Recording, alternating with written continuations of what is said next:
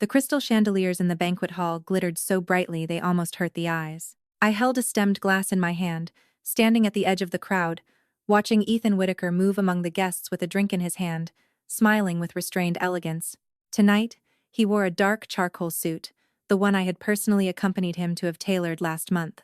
The cufflinks were my gift to him on our third wedding anniversary. But the woman standing beside him was not me. Vanessa Caldwell was wearing a champagne-colored evening gown with a plunging neckline. She had her arm linked through Ethan's, smiling like a cat that had just stolen the cream. I recognized that dress. Ethan had brought it back last month after a business trip to Paris. I had thought it was a gift for me. In the end, the gift was Vanessa, and the dress was Vanessa's too. I smiled coldly inside, but my face showed no emotion. 3 years of marriage had already taught me not to lose composure in public.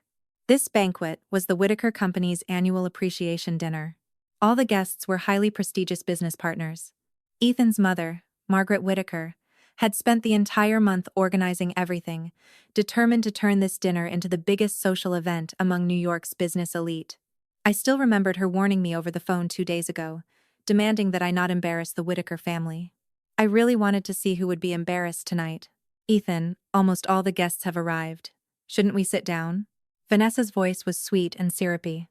She looked up at Ethan with eyes full of admiration and dependence. Ethan looked at her, smiled, and nodded. Then he took Vanessa's hand and walked toward the secondary table. Right beside the main table, that was the place reserved for the Whitaker family. Ethan's parents were already seated there. Margaret Whitaker was chatting and laughing with a wealthy socialite beside her, while Mr. Charles Whitaker looked down at his phone. There were 6 seats at the secondary table. Ethan's parents, Ethan, Vanessa, Ethan's younger sister, Brittany Whitaker. And there was one more seat that should have been mine. But now, the silverware in front of that seat was occupied by Vanessa's clutch. Standing 3 steps away, I clearly saw Ethan pull out the chair for Vanessa. She smiled and said, "Thank you, Ethan." She sat down as naturally as if she belonged there. Ethan sat beside her. From beginning to end, he did not look at me once. Margaret, however, saw me. Her gaze swept over me, as if she were glancing at a worthless decoration. Then she turned her head and continued chatting cheerfully with the woman next to her. A flame of anger rose in my chest, but I forced it down. At that moment, Vanessa turned her head as if she had only just discovered me. She covered her mouth and let out a small gasp of surprise. "Eleanor, why are you still standing? Oh no, are there not enough seats?" Vanessa's eyes were wide, her expression unbelievably innocent. She turned to Ethan. "Ethan, did we forget to reserve a seat?" Only then did Ethan lift his eyes and look at me. It was a cold, distant look, even carrying a slight trace of impatience. "There's a buffet area downstairs," he said. "Go grab something to eat there." "There's a buffet area downstairs." He told me to go eat at the buffet downstairs.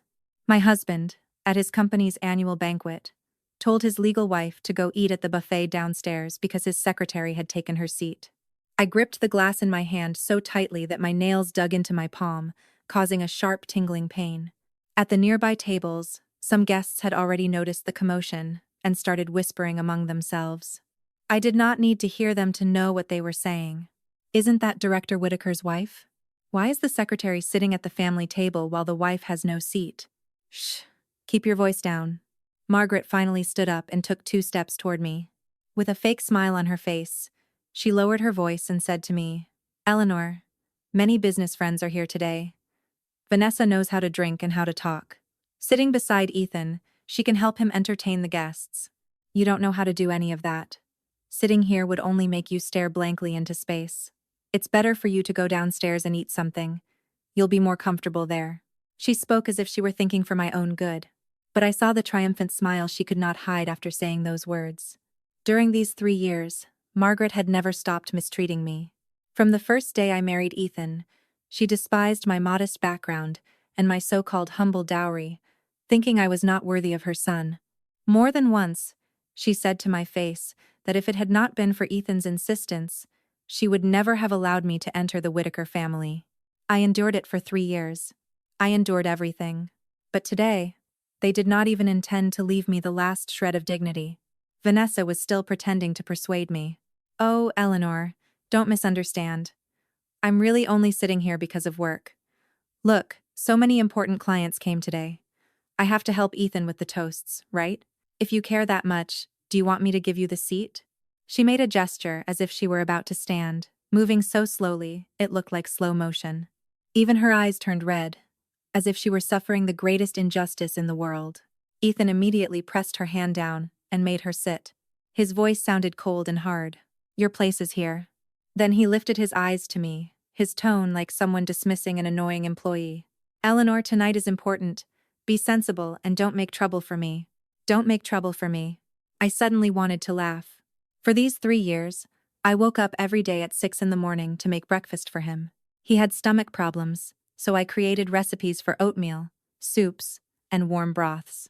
When he drank too much at business dinners, I stayed by his bedside, wiping his face and giving him water until 3 in the morning. When he said the company was short on cash, I gave him all my savings and even sold the pearl necklace my mother had given me. His mother despised me. I endured it. His sister ordered me around like a maid. I endured that too. I turned from a young woman from a respected family into a submissive housewife. And all I received in return was, don't make trouble for me. Fine. Very fine.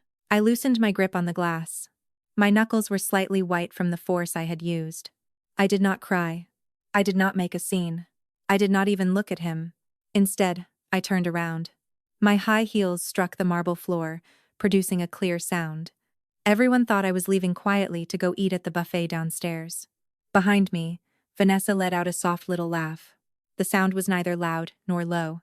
It was just enough for me to hear clearly. But I did not go downstairs. I walked directly toward the main table at the far end of the banquet hall.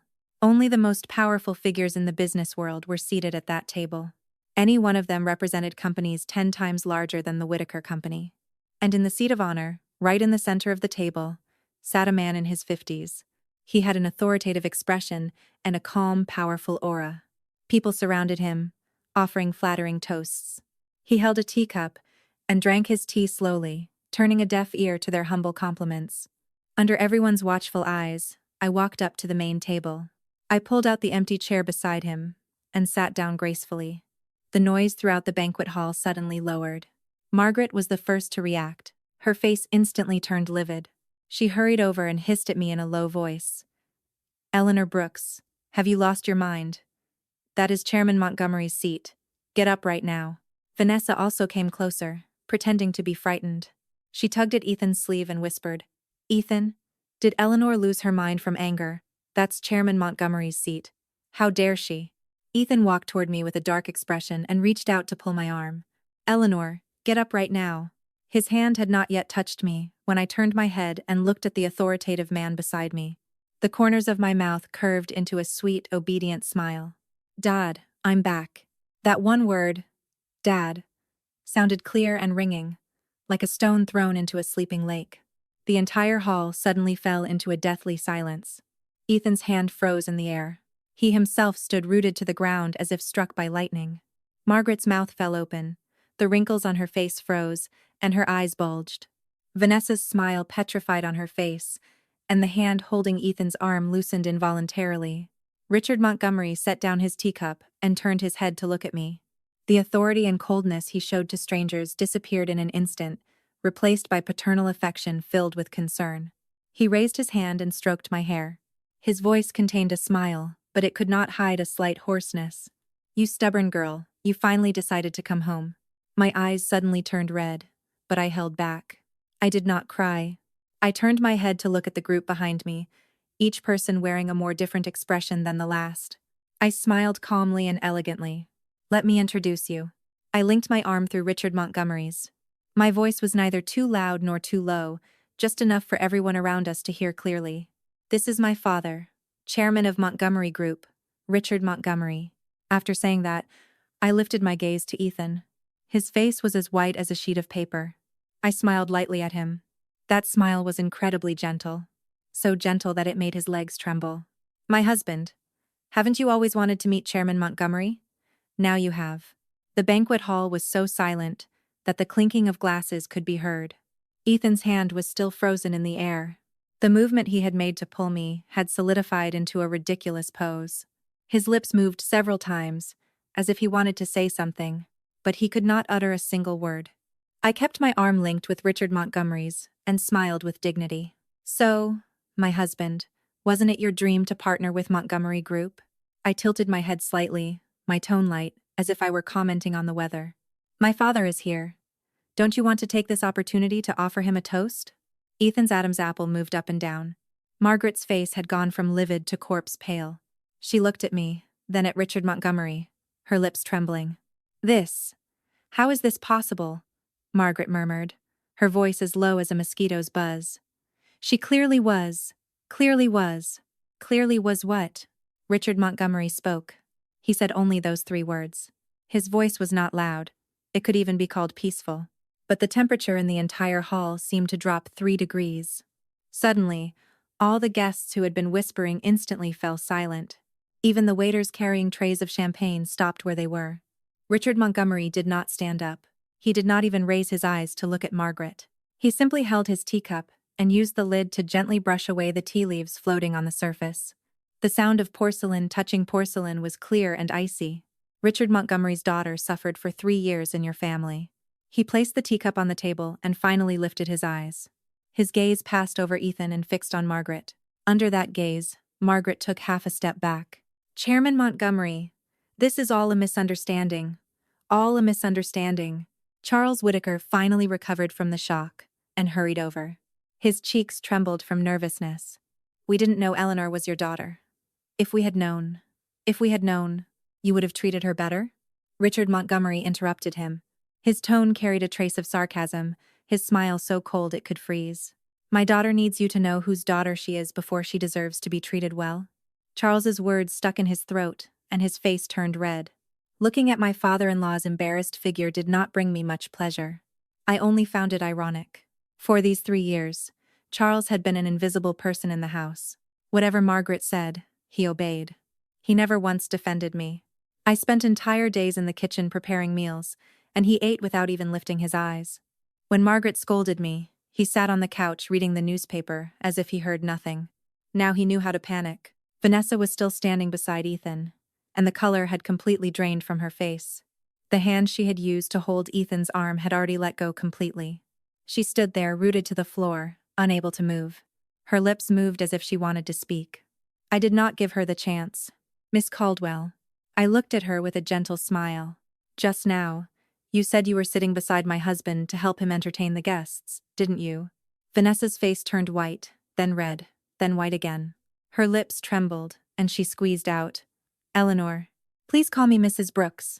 I interrupted softly, my voice like a spring breeze. Or, you may call me Miss Montgomery too. After all, my father's last name is Montgomery. Montgomery, as in Montgomery Group. Vanessa's face turned completely pale. My words were spoken so that everyone could hear.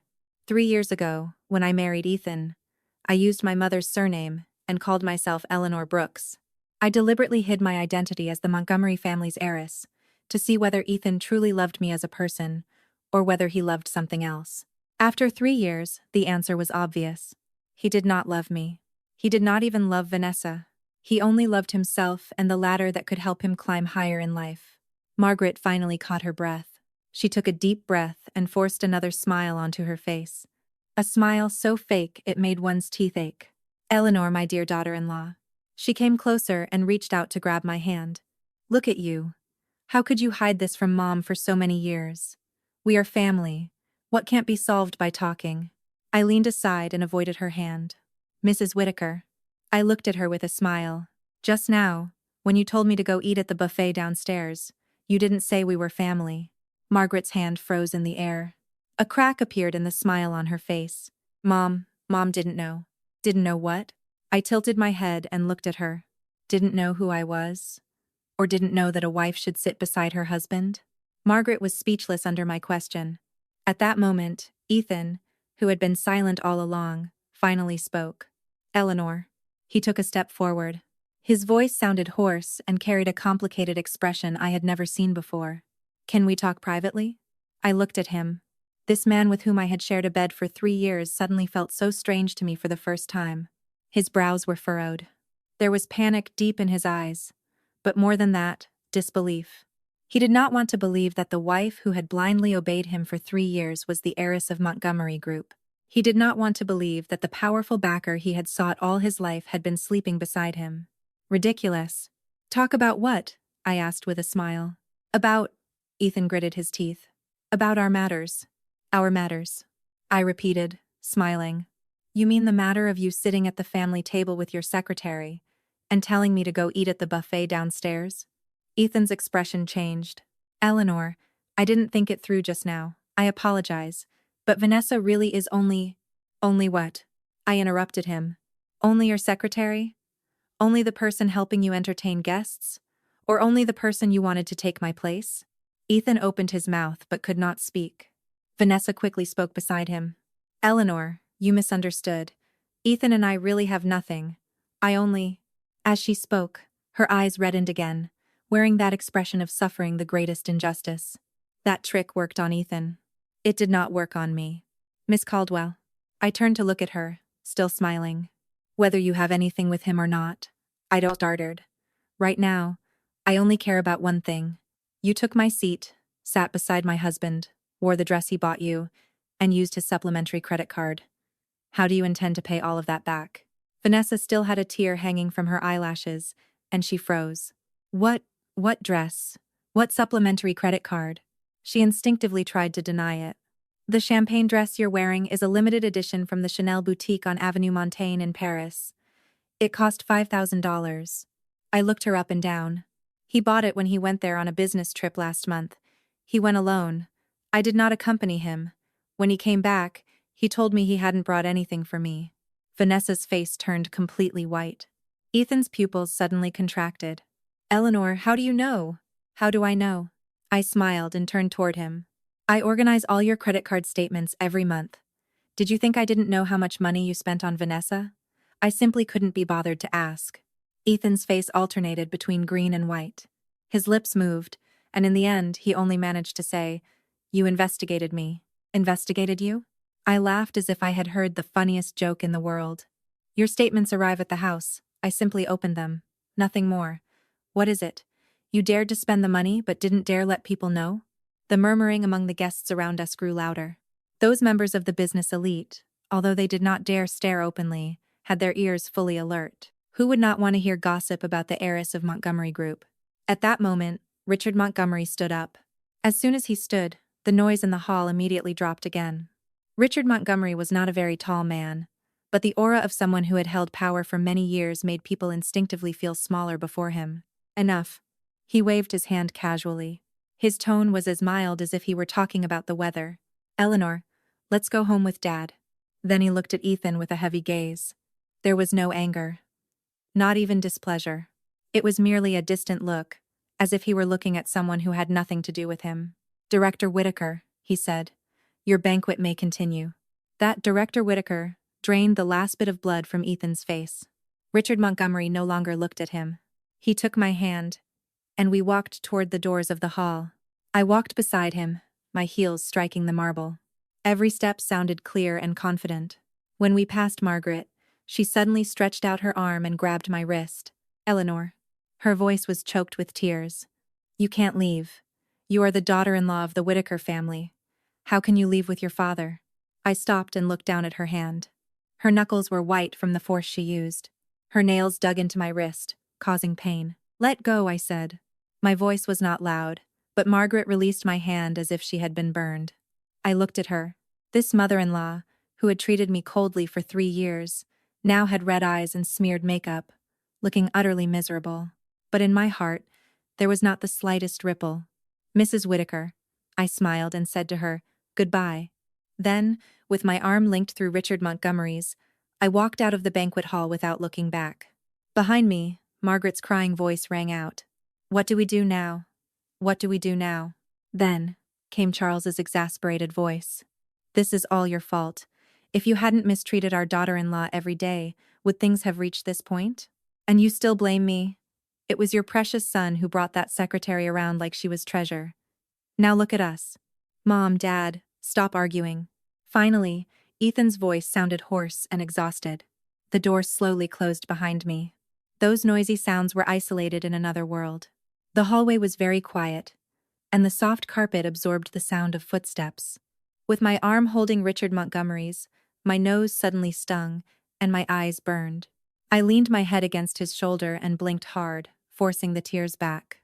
"Dad," I called softly. "Mem? I want Mom's chicken soup." Richard Montgomery's steps paused for a second. Then he reached out and stroked my hair. The gesture was very light, just like when he used to coax me to sleep when I was little. "Your mother knew you were coming home and started making the soup 3 days ago," he said. "She picked the chicken herself from the farmer's market. Your brother went to pick you up, and she was still in the kitchen watching the pot." I laughed, and one tear fell. "Let's go," Richard Montgomery said. "Home. Home." When I returned to the Montgomery family estate in Greenwich, my mother was indeed guarding the kitchen. Before I even entered the door, I smelled the aroma of homemade chicken soup. That scent crossed 3 years of time and brought me back to my childhood. My mother came out of the kitchen holding a ceramic pot, still wearing her apron. The moment she saw me, her eyes turned red. "You've gotten thinner." She held my face and looked at me from every angle. "You've gotten so much thinner. Your chin is sharp now. Did that Whitaker family not feed you?" He smiled and held her hands. "I know how to cook. I didn't starve." "You know how to cook?" My mother widened her eyes. "When you were at home, you didn't even know how to fry an egg. You went to the Whitaker house to cook for them?" As soon as she finished saying this, her expression darkened. Richard Montgomery coughed beside us and said nothing. My mother looked at me for 3 seconds. Then she placed the pot heavily on the table, untied her apron, and threw it over the back of a chair. Her voice turned cold. "The Whitaker family is very bold." She did not shout. She did not slam the table. She only said those brief words. But I knew my mother. The calmer she seemed, the angrier she was. Years ago, a business rival insulted my father at a social event. With the same tone of voice, my mother only said, "I don't want to see this person again." 3 months later, that person's company went bankrupt and disappeared from the national market. "Mom, let's eat first," I said. "If the soup gets cold, it won't taste as good." My mother looked at me and said no more about the Whitaker family. She turned around to get the bowls and silverware. The table was filled with my favorite dishes. Besides the chicken soup, there was roasted sea bass, braised pork ribs, lobster mac and cheese, and baked cod. Every dish had been made by my mother. Every dish carried the flavor I had missed during these 3 years. I lowered my head and drank a spoonful of soup. The steam rose against my face, and my eyes burned again. "Eleanor." Richard Montgomery set down his silverware and looked at me. "What do you want to do?" I knew he was not asking whether the food was good. I put down the spoon and wiped my mouth. "Dad, call Attorney Mason tomorrow." Richard Montgomery raised an eyebrow. "I want a divorce," I said calmly. "I don't want a single cent of Ethan's personal assets. But every dollar he spent on Vanessa during these 3 years belongs to the marital estate. I will recover it down to the last penny." "Is that all?" Richard Montgomery asked. I smiled. "Of course not." Then I took out my phone and dialed a number. The call was answered almost immediately. A respectful voice sounded from the other end. "Miss Montgomery, what can I do for you?" On the other end was Director Nolan, the general manager of the hotel where tonight's banquet had been held. Director Nolan had worked in hospitality for 20 years, and Montgomery Group was the majority shareholder of the hotel. "Director Nolan," I said slowly, stirring the soup with my spoon. "Tonight, the Whitaker Company held a banquet at your hotel. There was a guest named Vanessa Caldwell. Please check her spending records." "I already checked, Miss Montgomery." Director Nolan's voice lowered. "Tonight, Miss Caldwell used Director Whitaker's name to reserve the presidential suite at the hotel. The bill was charged to the Whitaker Company. In addition, she stayed at the hotel 3 times last month, and the procedure was the same each time." My hand stirring the soup stopped. Presidential suite. I had been married to Ethan for 3 years, and he had never taken me to a presidential suite. On our honeymoon, we stayed in a cheap double room at a budget hotel. Margaret had said that saving money was a virtue. Now he paid for a presidential suite for Vanessa and was incredibly generous. "Director Nolan, please pull the check-in records for the presidential suite tonight. Take screenshots and send them to me. Also," I paused, "notify the security department that there was a leak of business secrets at tonight's banquet, and it must be handled." "Understood, Miss Montgomery." I hung up and continued drinking my soup. My mother, sitting beside me, looked as if she wanted to say something. In the end, she could not help asking, "Eleanor, this Vanessa, she and Ethan." "Mom," I interrupted with a smile, I don't want you to hear about these shameful things. My mother pursed her lips and asked no more. 1 hour later, I received a call from Director Nolan. Miss Montgomery, security has detained Miss Caldwell. She attempted to transfer a large amount of money from the Whitaker Company's account and was intercepted by our system. In addition, her phone contains a large number of screenshots of internal Whitaker Company documents, including client lists and budget proposals. I leaned against the sofa and curved the corners of my mouth. Have you called the police? Not yet. I was waiting for your instructions. You may call them, I said. Theft of trade secrets. The amount is not small. It is enough to open a criminal case. I hung up and placed the phone on the coffee table. Outside, the night was deep. The leaves of the old oak tree in the courtyard whispered in the wind. I closed my eyes against the sofa, but Ethan's face suddenly appeared in my mind. I did not know what expression he had now. Shock, fury, or perhaps he had finally realized he had offended the wrong people. I did not care to know. Early the next morning, my phone was flooded with calls. First, Ethan called dozens of times. I did not answer a single one. Then Margaret called 5 times. I did not answer either. Finally, Charles called once, and I answered. Eleanor, you finally picked up. Charles's voice was rushed and full of panic. Vanessa was arrested. The police say she is suspected of commercial crimes. Ethan is going crazy with worry. Can you, Mr. Whitaker? I interrupted calmly. What did you call me? There was a moment of silence on the other end. Eleanor, you never used to call me that, Mr. Whitaker. I smiled and said, Before, you called me that girl. Why has your tone changed today? Charles's breathing on the other end was heavy. It took him a while to respond, and he could not say anything. As for Vanessa, I was the one who had the police called.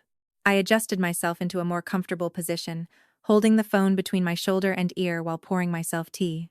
If she had the courage to steal business secrets from your company, she must have the courage to bear the consequences. Mr. Whitaker, you should thank me for helping clean up your company.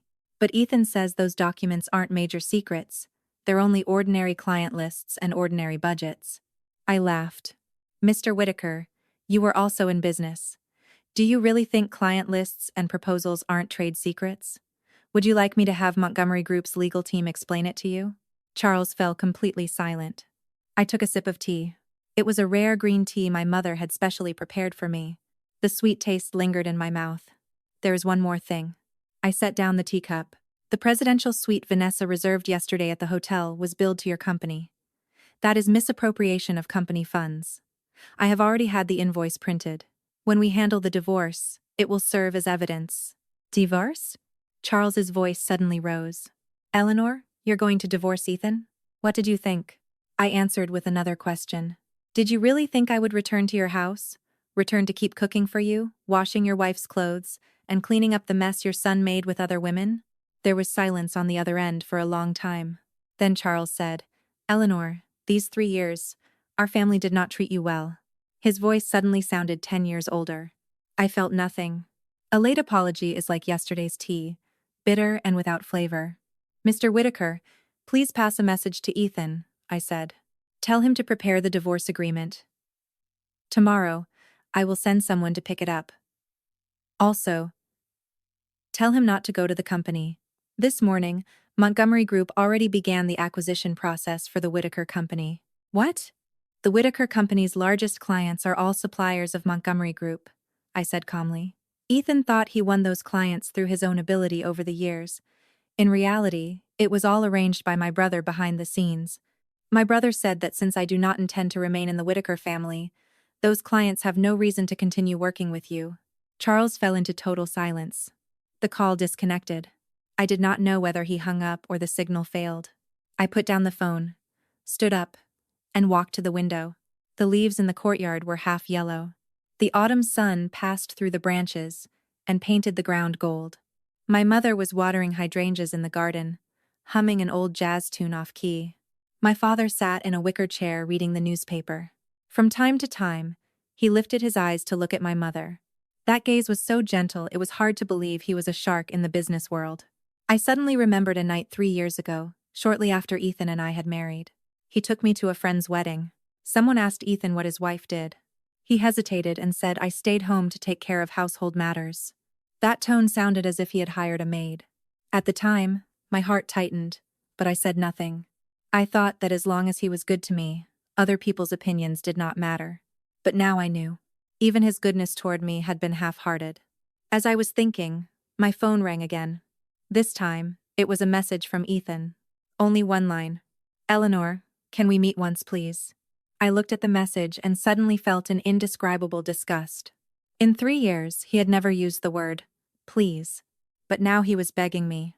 And what he begged for was not me. It was my identity. He was not begging Eleanor. He was begging Richard Montgomery's daughter. I deleted the message and did not reply. Then I dialed another number. "Tyler," I said, "how is the Whitaker Company matter?" On the other end, my brother Tyler's deep voice replied, "Don't worry. Everything is already moving forward.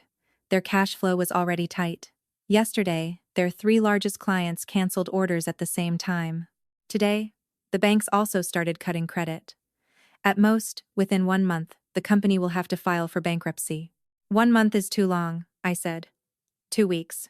Tyler laughed. "Fine. 2 weeks." I hung up and looked again at the trees in the courtyard. A gust of wind blew, and the leaves fell like golden rain. Ethan stood outside my house the entire afternoon. I saw him from the second-floor window. He stood at the large iron gate of the Montgomery estate. His suit was wrinkled, and his tie had disappeared somewhere. The wind had messed up his hair. He wore a miserable expression I had never seen before. Autumn rain arrives without warning. In the middle of the afternoon, the sky suddenly darkened. Large drops of rain fell with a clattering sound. Ethan had no umbrella. He stood in the rain. Water ran down from his hair and soaked his suit jacket. He looked like an abandoned dog, drenched to the bone. But he did not leave. He did not hide. He stood outside the gate, looking toward the second-floor window. I knew he could see me. I did not close the curtains. When Mrs. Rose, our housekeeper, came in to refill the teapot, she hesitated for a moment and murmured, "Miss, Mr. Whitaker has been standing outside for more than 3 hours. The rain is very heavy. Do you want—" "No need." I turned a page of the book in my hands. "If he wants to stand there, let him." Mrs. Rose said nothing more. She set down the teapot and left. Half an hour later, my father arrived home. Richard Montgomery's black car stopped by the gate. The driver opened the door for him with an umbrella. When Ethan saw Richard Montgomery's car, he rushed toward it. The security guards blocked him 3 steps away. "Dad, no. Chairman Montgomery. Chairman Montgomery. Please let me see Eleanor. Please." Ethan's hoarse and anxious voice came through the curtain of rain. Richard Montgomery stood in the rain under the umbrella and looked at Ethan. His face showed no emotion. "Director Whitaker," he said, "I do not remember having a son like you." Then he walked around Ethan and entered directly through the gate. Ethan tried to follow him and was grabbed by 2 security guards, one on each side. He struggled in the rain, his voice going from shouting to pleading. "Eleanor, Eleanor, come out, please. I have to talk to you. Listen to my explanation." I put down the book, stood up, and walked to the window. The rain had turned the glass into a blurry curtain of water. Ethan's figure outside twisted in the rain like a painting soaked in water. I opened the window. The smell of rain struck my face, carrying the scent of earth and grass. When Ethan saw me open the window, it was as if he had been injected with adrenaline. He broke free from the security guards and ran to the gate. He grabbed the bars with both hands and looked at me. "Eleanor." His voice was broken by the rain. "You finally agreed to see me. Listen to me. Vanessa really is only my secretary. I have nothing with her. She bought that dress herself. The invoices were her own doing. I swear I didn't know." I leaned against the window frame, looking down at him. "Are you finished?" I asked. Ethan froze. "Ethan," I said slowly. "That suit you're wearing, I went with you to have it tailored. It cost $4,500. The cufflinks were my anniversary gift to you. Limited edition Cartier, $2,500. The shoes you're wearing were bought with the money I got from selling the pearl necklace my mother gave me, $3,500. Ethan lowered his head and looked at his own clothes. His lips trembled. "You come wearing the clothes I bought, the cufflinks I bought. You stand at my door and tell me you have nothing with another woman." I laughed. "Do you believe that yourself?" On Ethan's face, it was impossible to tell what was rain and what was tears. His eyes turned red. "Eleanor, I was wrong." His voice suddenly lowered, as if all strength had been drained from him. "I was truly wrong. I shouldn't have told you to go eat downstairs. I shouldn't have let Vanessa sit beside me. I shouldn't have I shouldn't have treated you badly these 3 years. Give me one chance. Just one. I'll change. I'll change everything. You'll change? I tilted my head. What will you change? I'll fire Vanessa. I'll fire her immediately. He gritted his teeth. I'll make my mother apologize to you. I'll compensate you, Eleanor. Let's start over from the beginning, okay? Let's pretend nothing happened in the past. I looked at him. Suddenly, I felt so tired. Ethan, do you think I'm divorcing you because of Vanessa? He was stunned. Isn't it? No. I shook my head. Vanessa was only the last straw. Without Vanessa, there would be a Madison, a Jessica, a Rachel. The problem is not them. It is you, and it is me. Ethan's voice carried confusion. What did I do wrong, Eleanor? Although I let you suffer injustices, I never betrayed you. I never cheated on you with anyone. Of course you didn't betray me. I laughed. You only lowered your head and ate silently when your mother despised me. You only pretended not to see when your sister treated me like a maid. You only chose silence in every situation where I needed you to stand by my side. Ethan's lips moved, but he could not pronounce a word. These 3 years, I endured everything I could endure, and everything I should never have endured. My voice was calm, like someone telling another person's story. Do you know why? Because I thought you were worth it. I thought that tiny bit of gentleness you had toward me was worth all the injustice. But last night, I found out you are not worth it. Ethan's hand slid down the bars of the gate. He fell to his knees in the rain, as if his bones had been removed. Eleanor. His voice came through the storm, hollow and desperate. Leave. I closed the window. The divorce agreement will be delivered to your company tomorrow. I closed the curtains and blocked out the storm and Ethan outside. Behind me, I heard footsteps. I turned and saw my father standing at the door with 2 cups of hot tea. Have you said everything? He asked. Yes. Richard Montgomery walked over, handed me a cup, and sat on the sofa with the other. He is still kneeling there. Richard Montgomery took a sip of tea. With this storm, if he stays until tomorrow, he'll get pneumonia. He can die for all I care. I sat across from him and held the teacup with both hands to warm myself. Richard Montgomery looked at me with a mixture of complexity and paternal instinct. When you were little, your rabbit died, and you cried the entire day, he said. Now there is a living man kneeling outside, and your heart doesn't hurt at all. Rabbits don't break people's hearts, I replied. People do. Richard Montgomery fell silent and nodded. Good, he said. You've grown up. The rain outside grew even heavier. The water struck violently against the window glass. Ethan was completely swallowed by the rain. Only a kneeling silhouette remained. I drank my tea and did not look outside again. At 9 o'clock that night, the rain stopped. Mrs. Rose came in and said Ethan was still kneeling there, soaked through, lips purple, trembling. Let him stay, I said. At 11 o'clock, Margaret arrived. The car stopped by the gate. When she got out, she slipped and stepped into a puddle with her heels.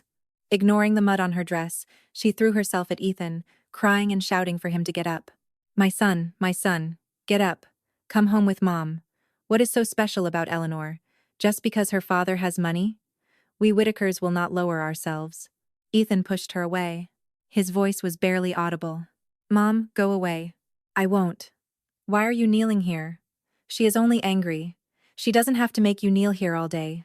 I'll talk to her. Margaret walked toward the gate and was stopped by security. She slapped her hand against the iron bars. Eleanor Montgomery. Eleanor, come out. You let my son kneel in the rain. Do you have no heart? You are his wife. You should serve him. What are you complaining about? A window on the 2nd floor suddenly opened. Not mine, but my mother's room. My mother said nothing. She simply poured down a basin of water. Splash. It drenched Margaret from head to toe. If you shout one more time, my mother placed the basin on the windowsill.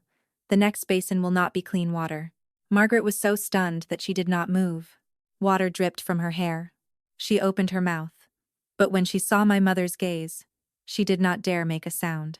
In her youth, my mother had been the top student in her business school.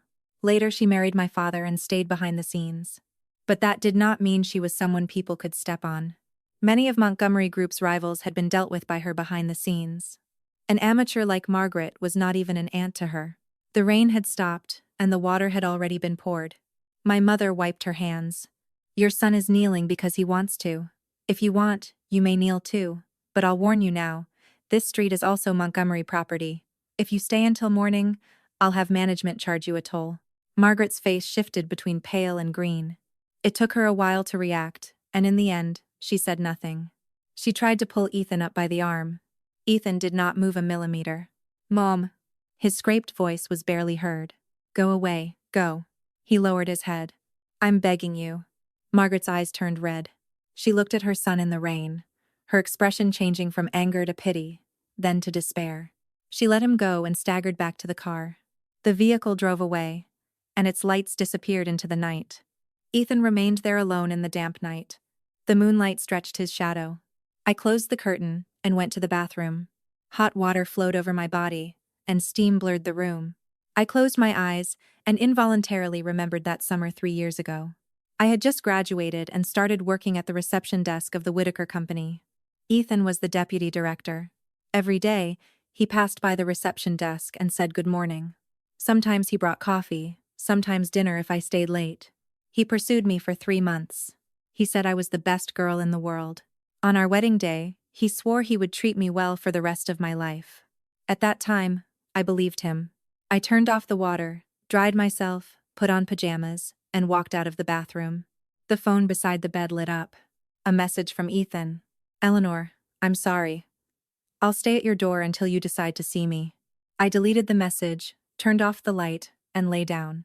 The moon outside was bright, and through the cracks in the curtain, it painted a silver line on the floor. I closed my eyes and quickly fell asleep. I had no nightmares. The next morning, Ethan was still kneeling in the same spot. His lips were dry, his face frighteningly pale, and his hair was a mess.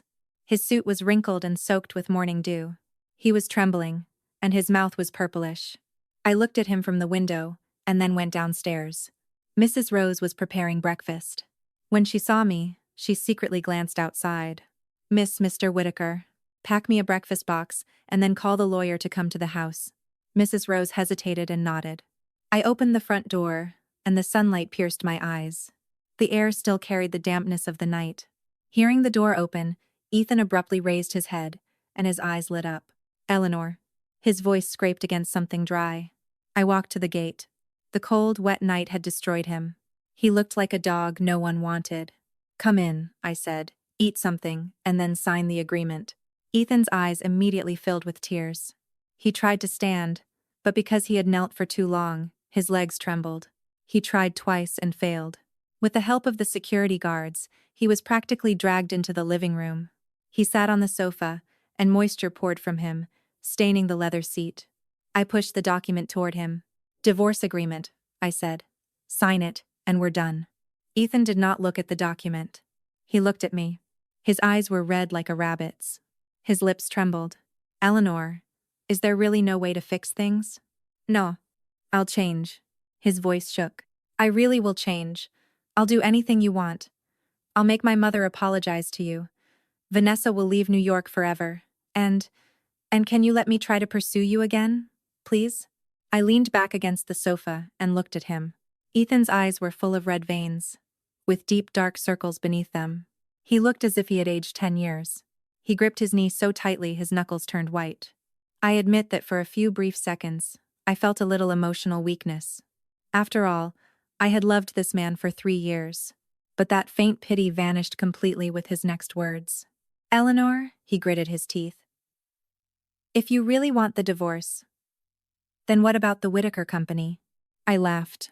So it turned out he was still thinking about the company. What about the Whitaker Company? I pretended not to understand. Your brother canceled the orders yesterday. The bank is threatening to cut credit. His voice was thin and hoarse. Eleanor, you can't do this to me. The company is my father's life's work. You can't. I can't? I cut him off completely, leaning forward.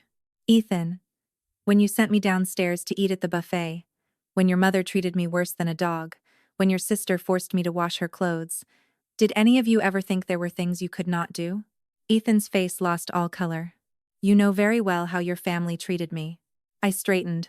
I never wanted to raise my voice over it, not because I was easy to exploit, but because I was too lazy to count every debt. But now my patience is gone. What do you expect from me? Ethan lowered his head, his shoulders trembling. So, his voice barely came out. So you came for revenge? Revenge? I shook my head. No, I only came to take back what belonged to me by right. I pulled the agreement to the last page and pointed to the signature line. Sign. Ethan grabbed the pen. His hand trembled above the paper, unable to write his own name. I only have one condition. He suddenly interrupted, looking straight at me. I sign, and you leave the Whitaker Company alone. You have no moral standing to make demands of me. Eleanor Montgomery never goes back on her word, I said with a faint smile. The acquisition of your company was not proposed by me. It is a decision of the Montgomery Group Board. Your largest clients are our suppliers. The contracts have been torn up. You won't last more than 2 weeks. Even if I let you go, the bank won't release your neck. Ethan turned pale with fear. You? He stammered. You planned all of this. Planned? I broke into a smile. Ethan, if this had been planned, I would never have married you 3 years ago. Why hide my identity? So your mother could order me around? So your sister could torment me? Or so you could leave me alone for days while you wandered elsewhere with other women? Ethan had no answer. I gave you all 3 years to realize who I truly was. And you failed. You only exploited my kindness. I stood and walked toward the window. The golden carpet of fallen leaves colored the courtyard with sunlight. Sign it already. I did not even bother to look at him. Sign, and you may still preserve a crumb of dignity. Otherwise, tomorrow the bankruptcy announcement will be published. Your choice. A long silence followed. Only the sound of a trembling pen scratching across paper remained, like branches scraping the ground outside. It's done. Ethan's voice came from his stomach, dry and desperate, like someone dying of thirst. I turned. I confirmed the crooked signature that no longer resembled him at all. Good, you may leave. Ethan had to support himself on the arm of the sofa to stand. His weak legs trembled. Before leaving, he looked at me. He seemed to want to say something. Eleanor, I'm sorry. Spare me your apologies, I replied with contempt. Some words are spoken only to make the speaker feel better. They have no meaning in the life of the person who hears them. Ethan swallowed the words and silently stared at me. Then he turned and dragged himself out. The gate closed again, returning silence to the courtyard, disturbed only by the leaves brushing against the stone path. I sat on the sofa. Emptiness filled the entire living room. Your love was very cheap, I thought, not sure who was listening besides myself. I sat there and asked for warm milk. Mrs. Rose served the milk and sighed. Miss, are you all right? I'm fine. I've never been better. I drank the warm milk without delay. My phone vibrated. It was Tyler, my brother. Montgomery Group completed the acquisition of what remained of the Whitaker Company this morning. The board accepted. The matter is closed. And one more thing. Vanessa was taken to court. The prosecution presented very strong evidence of corporate theft. In desperation, she started screaming in court, showing her belly, claiming she was pregnant with Ethan's child to try to get a suspended sentence or squeeze money out of the family. The hand holding my phone stopped. Are you sure? Yes. The judge ordered tests. Ethan turned green with rage from the public humiliation. But the best part is, the paternity test proved the child isn't Ethan's at all. It belongs to some man she had been involved with. Vanessa was not foolish enough to get involved in this without trying to secure a fat child support backup plan. In the end, she was sentenced to 3 years in prison. A laugh escaped my throat. Excellent. Their ending is spectacular. One more thing. Mom says don't be late today. We're having family dinner at home. Are you coming? Yes, I'm on my way home. I hung up and left happily. 2 turbulent months passed. Everything happened very quickly. 3 days before our family dinner, Margaret and Charles came knocking at our door. They knelt at the entrance of the Montgomery estate, unable to stand, panicked by the ruin of their family. Margaret wore thick makeup to hide the marks of time and the desperation of a mother who had watched her son lose everything. They begged my family to cancel the acquisition and cried in shame over their financial collapse. Margaret cried in a withered voice, begging forgiveness. Mrs. Whitaker, I laughed. Back then, you called me a low-class girl, didn't you? I had the security guards force them out. I told them that if they tried to interfere with justice or bother us again, I would guarantee they were humiliated even more. Everything collapsed completely for them when Vanessa's fake pregnancy scandal broke in the newspapers. Margaret collapsed in grief, crying on the ground, holding her stupid and mediocre son, who watched everything happen without any power. I expelled that family from my mind once and for all. 2 months later, in a luxury skyscraper in Hudson Yards, the ballroom glittered. Today was the official presentation of the new leadership of Montgomery Technology Ventures. Dozens of internationally respected entrepreneurs were present. I walked across the carpet with pride and commanding power. My long, silky black gown, the exclusive diamonds hanging from my neck, my perfectly styled hair, and the carmine red lipstick on my lips highlighted a formidable posture. When I was under Margaret's roof, she laughed at my modest appearance, never knowing that I had deliberately hidden obvious luxuries to try to have a normal marriage. But the price they paid for their arrogance was ruin. Tyler, dressed in a luxurious navy suit with a firm tie, smiled. "So beautiful. Are you preparing to break hearts? Let the old men stare if they want," I teased back. In the distance, Richard Montgomery raised his arms toward the microphones, drawing the audience's attention with warmth. He delivered a speech of glory, praising the team and announcing the new strategies. The audience was impressed when he presented his decision to the board. Everyone applauded in shock at the announcement. Eleanor Montgomery will serve as Vice President of Montgomery Group for International Technology Markets. The audience erupted into loud applause. At that moment, through the cracks of the glass doors outside, I saw the distant gaze of a passerby exhausted by misery. It was Ethan at the entrance doors. He had a sickly expression and wore a worn-out coat that reflected the poverty of his current days. I heard that he now lived in a rented room in a poor neighborhood on the edge of Queens, paying $200 a month after using everything he had to pay compensation and the debts from his father's bankruptcy. His mother, Margaret, who once humiliated everyone, now worked exhausting daily shifts as a cleaner in a house in Connecticut, scrubbing floors and washing other people's laundry to survive. He looked at me with eyes full of pain, as if begging for a little pity, as if remembering what he had lost. I could read his lips. "Eleanor." I remembered the day he had tried to hold me amid all the chaos, swearing that if he could go back, he would do everything differently, begging for forgiveness after realizing far too late the value of a person. At that time, I had turned my back on him and left contempt on his face. "No, Ethan. No. No one erases the past. Time does not turn back for cowards." I stopped looking at the main entrance. I leaned beside the main table as the spotlight struck my carmine lips. I picked up the fountain pen to sign my appointment in front of all the directors. Destiny revealed itself with the perfect touch of life. Hard as iron, but brilliant as the diamonds I wore. My signature was engraved on the official ceremony document. Eleanor Montgomery, Vice President of Montgomery Group.